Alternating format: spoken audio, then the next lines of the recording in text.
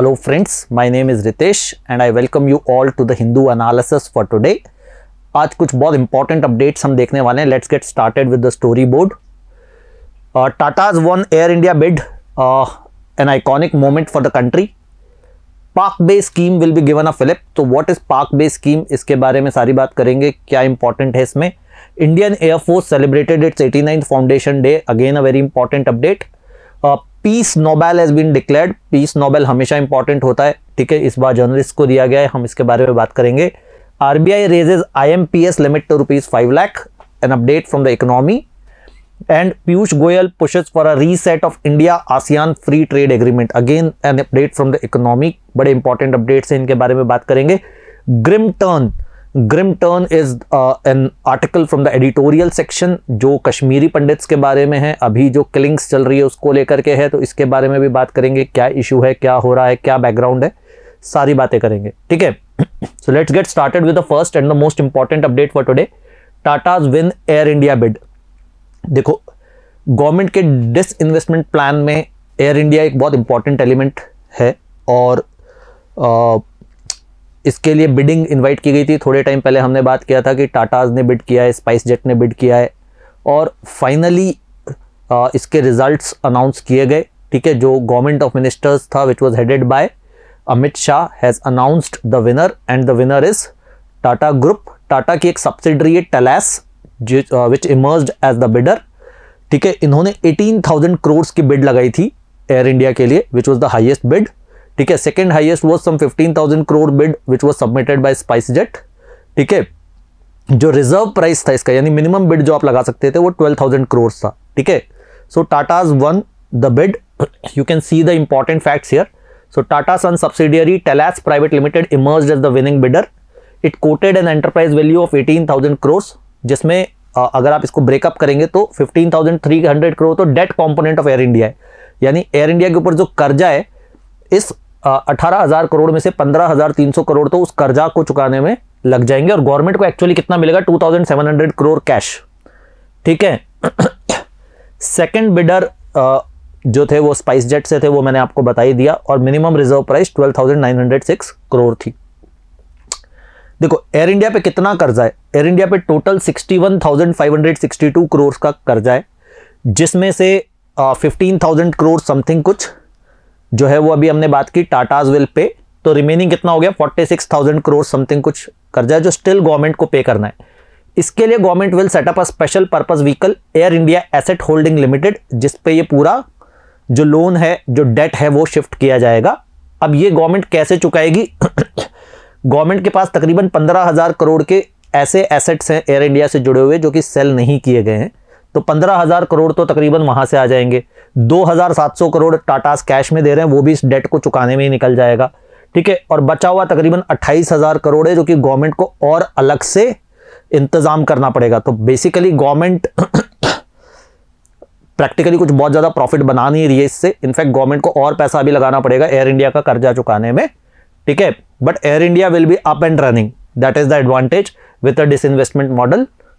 टाटास को क्या मिलेगा, Tatas will own 100% stake in Air India, ठीक है. एयर इंडिया के अलावा जो एयर इंडिया की लो कॉस्ट एयरलाइन थी एयर इंडिया एक्सप्रेस, उसमें भी 100% स्टेक मिलेगा. और जो ग्राउंड हैंडलिंग जॉइंट वेंचर था एयर इंडिया SATS, उसमें 50% स्टेक टाटास को मिलेगा. इससे टाटास को क्या फायदा होगा. एयर इंडिया का मतलब है 141 एयरक्राफ्ट उनको मिलेंगे. उसके अलावा तकरीबन 173 डेस्टिनेशंस पे जो स्लॉट्स एयर इंडिया के बुक थे, ठीक है, वो उनको मिलेंगे. इन 173 में से 55 इंटरनेशनल स्लॉट्स भी हैं, तो वो भी उनको मिलेंगे. इसके अलावा कुछ आइकॉनिक ब्रांड्स जैसे एयर इंडिया, इंडियन एयरलाइंस, महाराजा जो कि एसोसिएटेड है, वो भी टाटा ग्रुप के पास आएंगे. अच्छा, एम्प्लॉइज का क्या होगा. तो ऐसा तय किया गया कि जो भी बिडर जीतता, जो कि इस केस में टाटा ग्रुप है, 1 साल तक उनको एयर इंडिया के सारे एम्प्लॉइज को रखना पड़ेगा और 1 साल बाद वो जिनको नहीं रखना चाहते उनको वॉलंटरी रिटायरमेंट सर्विस का ऑफर देना उनको पड़ेगा. तो winning bidder will retain all employees for a period of 1 year. In the second year if anyone has to be removed they will be offered the voluntary retirement scheme. और VRS scheme के तहत जो भी benefits होते हैं फिर वो government provide करवाएगी. पेंशन, ग्रेचुइटी, मेडिकल एक्सपेंसेस वगैरह जो भी है वो गवर्नमेंट विल टेक केयर, ठीक है. टोटल कितने एम्प्लॉइज हैं आज की तारीख में? 13,484 परमानेंट एम्प्लॉइज है एयर इंडिया और एयर इंडिया एक्सप्रेस के पास। So it's a huge fleet, ठीक है।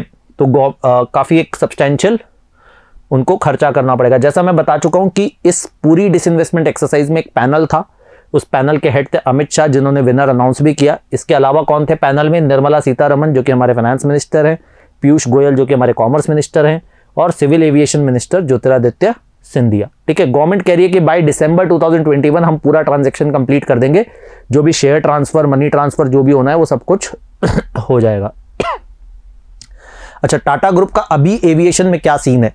ऑलरेडी एयर एशिया और विस्तारा में टाटा का स्टेक है, ठीक है। 84% शेयर एयर एशिया में, जिसका मार्केट शेयर 5.2% है।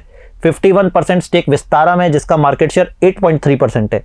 अब एयर इंडिया का 100% मार्केट शेयर टाटा के पास है, जिसका मार्केट शेयर 13.2% है। तो टोटल मिलाकर के पूरी एविएशन में टाटास के पास 26.7% मार्केट शेयर हो जाएगा, ठीक है। यानी ओवरऑल एयरलाइंस में 26% मार्केट शेयर जो है वो टाटा ग्रुप का हो जाएगा। आज की तारीख में सबसे ज्यादा मार्केट शेयर इंडिगो का है, जो लेटेस्ट रिपोर्ट के हिसाब से अराउंड 58% है, ठीक है। तो इंडिगो डोमिनेट कर रहा है फिलहाल इंडियन एयरलाइन स्पेस को, बट टाटास के पास भी एक सब्सटेंशियल शेयर उसका हो जाएगा।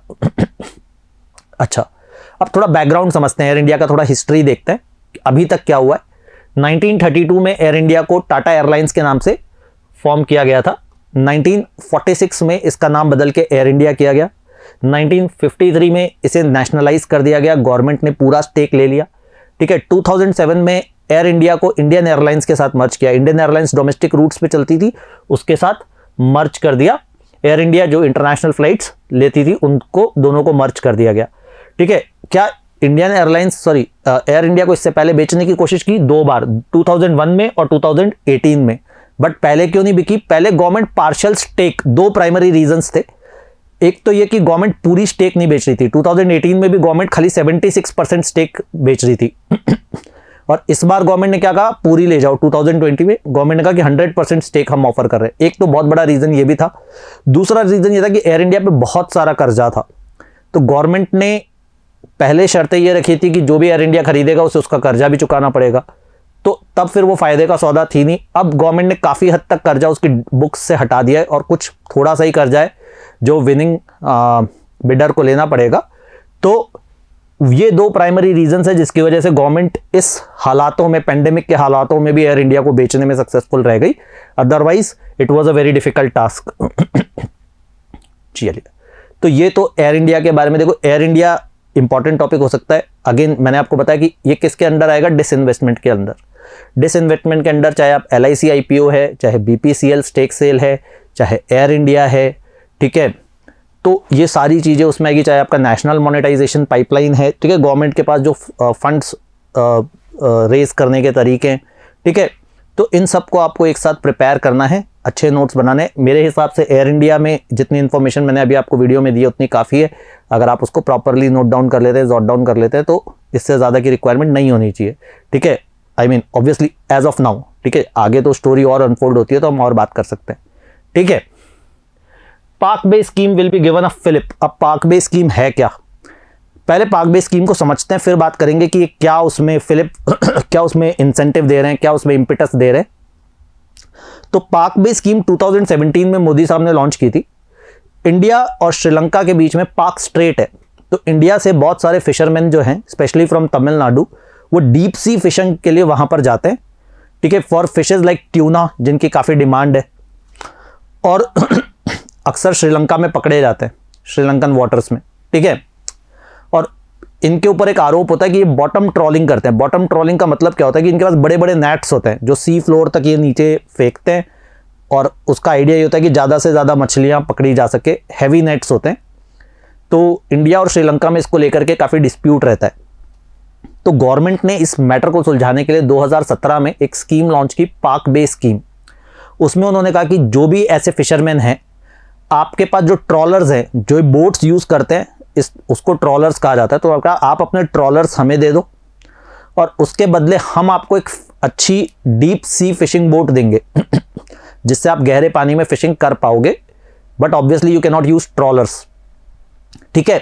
और क्योंकि ये जो बोट है ये महंगी है, इस बोट के लिए पैसे हम देंगे, मतलब थोड़ा पैसा आप देंगे, बाकी लार्जली जो पैसा है almost 50% cost central government bear करेगी, 20% स्टेट गवर्नमेंट बियर करेगी, 20% बैंक्स का लोन हो जाएगा और 10% आपको देना है, ठीक है। और आपके ट्रॉलर हम रख लेंगे और बोट आपको दे देंगे। इस बोट की कीमत जो भी होगी 80 लाख रुपए उस समय तय की गई थी। अब क्योंकि महंगाई बढ़ गई है तो इसमें डिमांड थी कि अब बोट्स महंगी आने लग गई है, तो गवर्नमेंट ने इस बोट की कॉस्ट भी रिवाइज कर दी है, इसीलिए कहा गया फिलिप। अब ये बोट में गवर्नमेंट 1.3 करोड़ 1.3 करोड़ तक की बोट्स इनको देगी, ठीक है। तो कोचीन शिपयार्ड को ये काम दिया गया था। देखो union government is considering increasing the cost of deep sea fishing vessels under the Palk bay scheme. Original cost was 80 lakh जो मैंने आपको बताया था। उसके बाद गवर्नमेंट ने कोचीन शिपयार्ड को इसका प्रपोजल दिया था कि आप देखो कि डीप सी फिशिंग के लिए बोट कितने में अच्छे में अवेलेबल हो पाएगी। उसने ओपिनियन दिया और अब गवर्नमेंट इसको 1.3 करोड़ तक रेस करने का बारे में सोच रही है। ये मैं आपको बता ही चुका हूं। नरेंद्र मोदी साहब ने जुलाई 2017 में पार्क बे स्कीम लॉन्च की थी, ठीक है। Basically in the scheme it was envisaged that government will provide 2000 deep sea fishing boats in exchange for trawlers in 3 years। तो 2000 बोट्स प्रोवाइड करवाई जाएंगी 3 सालों के अंदर, ठीक है। और ट्रॉलर के एक्सचेंज में फिशरमैन के, ताकि उनको हम बॉटम ट्रॉलिंग से रोक सकें। Aim was to put an end to disputes between India and Sri Lanka, जो कि लार्जली पाक स्ट्रेट रीजन में होते थे, इसीलिए स्कीम का नाम भी पाक बे स्कीम कहा गया।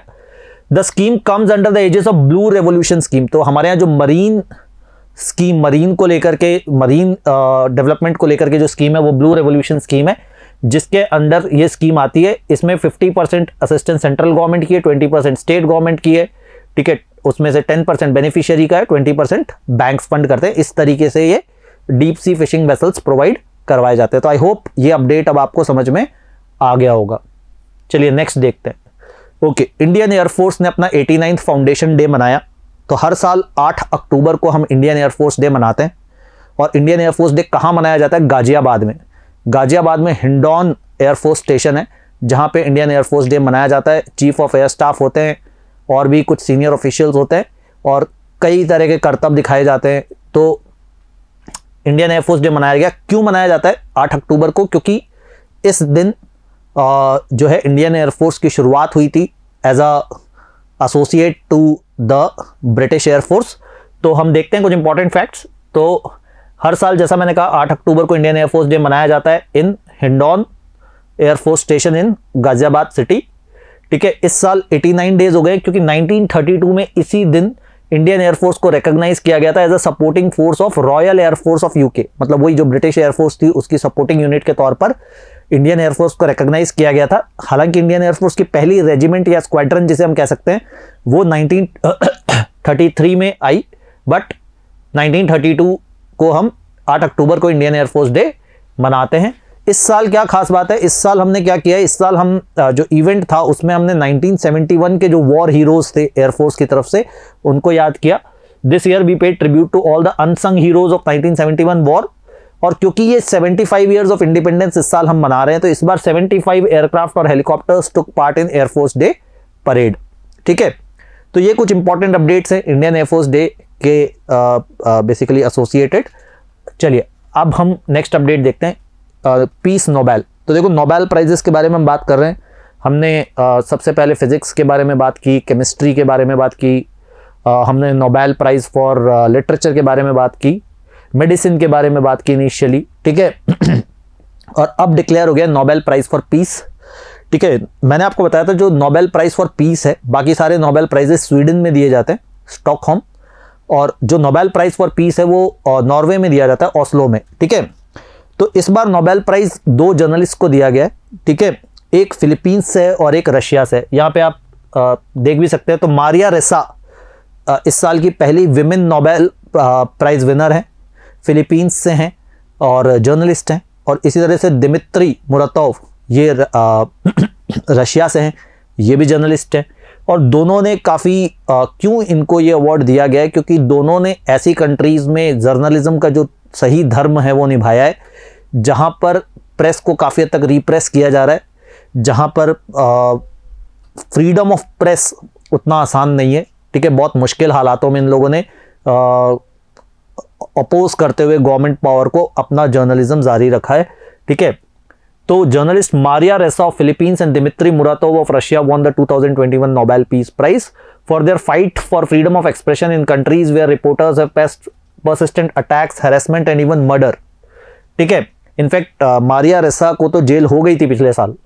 ठीक है, तो मारिया रेसा इन 2012 को founded Rappler, a news website in Philippines, जिसने जो फिलीपींस के एक्स प्रेसिडेंट थे, अभी रॉड्रिगो ड्यूटर्टे ने रेजिग्नेशन दे दिया है, तो रॉड्रिगो ड्यूटर्टे का जो एंटी ड्रग कैंपेन था उसके बारे में इन्होंने रिपोर्ट किया था. इसके अलावा फेसबुक के बारे में काफ़ी वोकल हैं ये.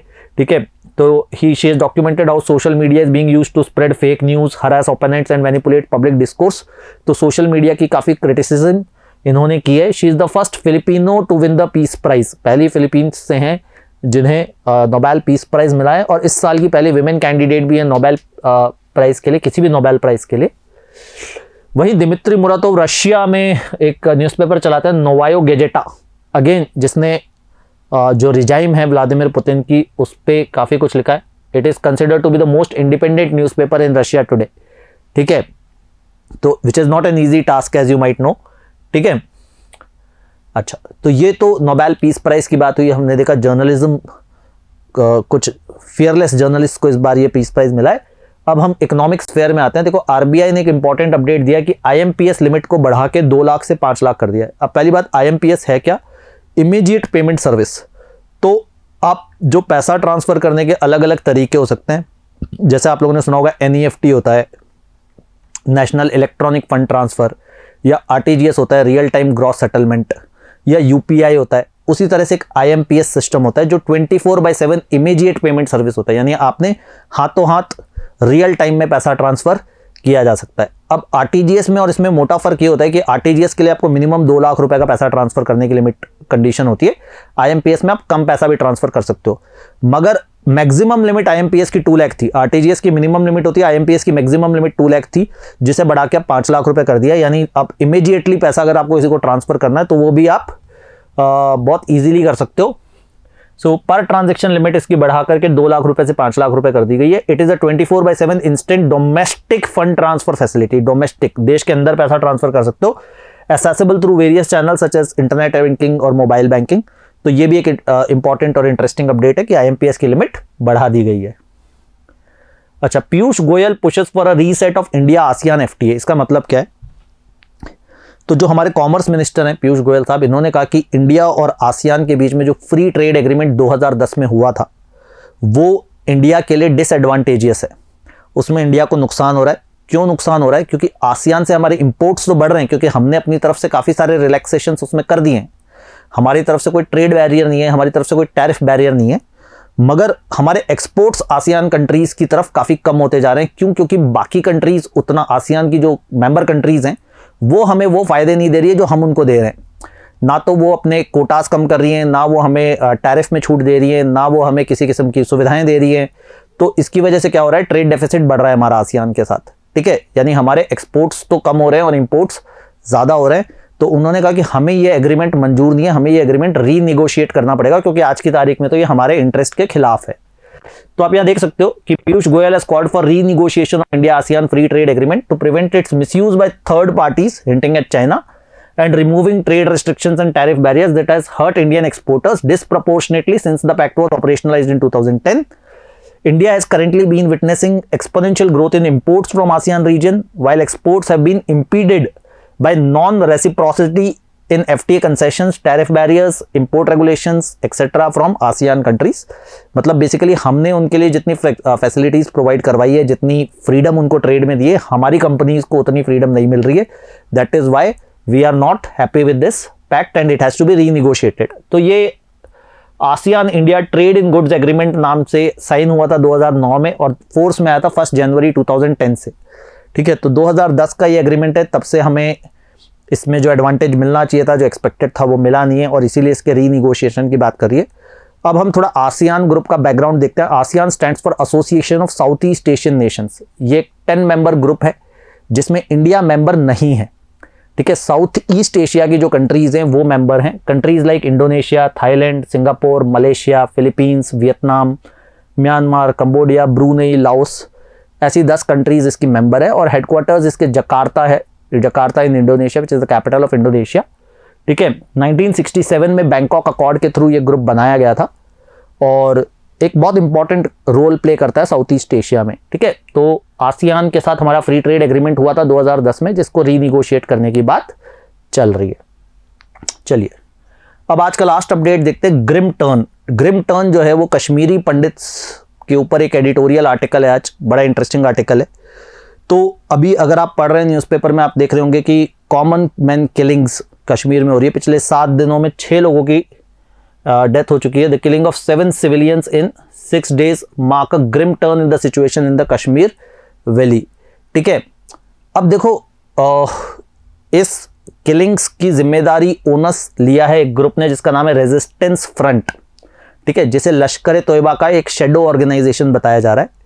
ठीक है, अब बेसिकली एक ट्रेंड जो निकल करके आ रहा है ये कॉमन मैन किलिंग्स में, वो ये है कि जो कश्मीरी पंडित्स हैं और जो सिख्स हैं उनको टारगेट किया जा रहा है। ठीक है, ज़्यादातर विक्टिम्स में लोकल मुस्लिम्स भी है, but targeting of Hindu pandits and Sikh minority communities is unmistakable. तो इसे एथनिक क्लींजिंग से जोड़ा जा रहा है। देखो, एथनिक क्लींजिंग, कश्मीरी पंडित्स की किलिंग्स कश्मीर में कोई नई बात नहीं है। 1990s में एक बहुत ज़बरदस्त एक्सोडस हम कहते हैं कि कश्मीरी पंडित्स का हुआ था, बहुत मास स्केल वायलेंस हुई थी और एक substantial portion of Kashmiri Pandit population actually left Kashmir. ठीक है, और उसी चीज़ को शायद दोहराने की कोशिश की जा रही है। उस तरह के और भी इंसिडेंसेस हुए हैं, जैसे 94 के बाद वंधामा मसैकर हुआ था जिसमें 23 कश्मीरी पंडित्स की गोली मार के हत्या कर दी गई थी, या फिर 1990 2000 में चिट सिंहपुरा मैसेकर हुआ था जिसमें 35 सिख्स को किल कर दिया गया था। तो पीरियोडिकली मतलब 1990s में जिस स्केल पे वायलेंस थी उससे तो कम हो गया है, एपिसोडिक हो गया है, पीरियोडिकल बीच बीच में अब ये इस तरह की वायलेंस होती है, बट थ्रू आउट कुछ ना कुछ चलता रहा है। और अब जब गवर्नमेंट काफ़ी एफर्ट्स कर रही है कि कश्मीर में टूरिज़्म थोड़ा बढ़ा है, कश्मीर में गवर्नमेंट कोशिश कर रही है कि डेवलपमेंट प्रोसेस शुरू हो, मिनिस्ट्रीज़ कि विजिट्स होनी शुरू हो गई हैं, हो सकता है अमित शाह के विजिट भी थोड़े टाइम में स्केड्यूल्ड है। तो तब जब हम कश्मीर को नॉर्मैलिटी की तरफ लेके जाने की कोशिश कर रहे हैं, तब इस तरह के इवेंट्स जो है वो दहशत का माहौल बना रहे हैं। अगर आपने आज का न्यूज़पेपर देखा हो तो उसमें काफ़ी सारे पॉलिटिशियंस ने कश्मीरी पंडित से अपील की है कि please don't leave the valley. ठीक है, मगर उनकी जगह पे आप भी हो तो क्या करोगे? ठीक है, अगर आपको पता है कि कभी भी कोई भी आपके घर में घुस के आपको मार देगा। ठीक है, तो unfortunately situation is like that. Administration is encouraging the Pandits to return, but anyways what's happening is pretty unfortunate. ठीक है, तो इस साल देखो civilians are soft targets, article के लास्ट में कहा गया है ऑथर ने कि civilians are soft targets. Obviously इस साल जो 28 किलिंग्स इन लोगों ने जो किलिंग्स हुई है उसमें से 28 सिविलियन किलिंग्स हैं और 22 सिक्योरिटी पर्सनल किलिंग है। 28 किलिंग्स में भी ज़्यादातर जो है या तो पॉलिटिक्स के लोग हैं, तो बीजेपी के वर्कर्स हैं, कुछ हिंदू लेबरर्स हैं, कुछ सिख्स हैं। ठीक है, तो unfortunately civilian lives are being compromised in the name of global politics or terrorism, whatever you want to say it, you can say it. ठीक है, तो ये एक सैड स्टेट ऑफ अफेयर्स है। इंपॉर्टेंट पॉइंट्स, इंपॉर्टेंट नोट्स हम इसमें बना लेंगे। ठीक है, चलिए ये तो बात हो गई अब आज की स्टोरीज की। अब बात करते हैं अपन Q&A की। तो कल मैंने आपसे कुछ सीक्रेट सर्विस एजेंसीज के बारे में बात कर रहे थे हम, क्योंकि कल ISI के बारे में बात कर रहे थे ना। ISI के नए चीफ अपॉइंट हुए, तो मैंने आपसे पूछा था कि जैसे इंडिया में रॉ है, पाकिस्तान में ISI है, वैसे मैंने आपसे पूछा था कि इजराइल, रशिया और USA की सीक्रेट सर्विस एजेंसीज के नाम बताएं। कुछ लोगों ने सही जवाब दिए हैं, शायद कुछ एक। इजराइल में मोसाद है, which is a very famous and very deadly secret service agency. फिर रशिया में KGB है और USA में CIA है ना। तो ये 3 इंपॉर्टेंट सीक्रेट सर्विस एजेंसीज हैं। ऐसे इंग्लैंड में MI6 हैं। तो अगर आप ने कुछ पुरानी जेम्स बॉन्ड मूवीज़ देखी हैं तो उसमें अक्सर ये एटलीस्ट KGB, CIA, MI6 इन सब का जिक्र काफ़ी होता था उस समय। ठीक है, अच्छा, तो ये तो बात हो गई Q&A जो हमने कल पूछा था। अब आज के क्वेश्चंस की बात करते हैं। तो देखो, आज हमने आसियान ग्रुप के बारे में बात की है, आज हमने जम्मू कश्मीर के बारे में बात की है, आज हमने IMPS के बारे में बात की है ना। तो मैं आपसे ये पूछ सकता हूँ कि यूपीआई के बारे में हमने बात की। देखो मैंने आईएमपीएस का फुल फॉर्म आपको बताया, एनईएफटी का बताया, आरटीजीएस का बताया, यूपीआई का नहीं बताया मैंने आपको। तो आप मुझे यूपीआई का फुल फॉर्म बताएं, ठीक है, और ये बताएं कि यूपीआई कब इंट्रोड्यूस किया गया, ठीक है। तो ये दो चीज़ें आप मुझे कमेंट सेक्शन में बता सकते हैं, ठीक है। तो ये आप मुझे आंसर करें, मैं इसको देखूंगा और कल हम बात करेंगे कुछ और स्टोरीज के साथ। Till then take care, good bye and keep reading.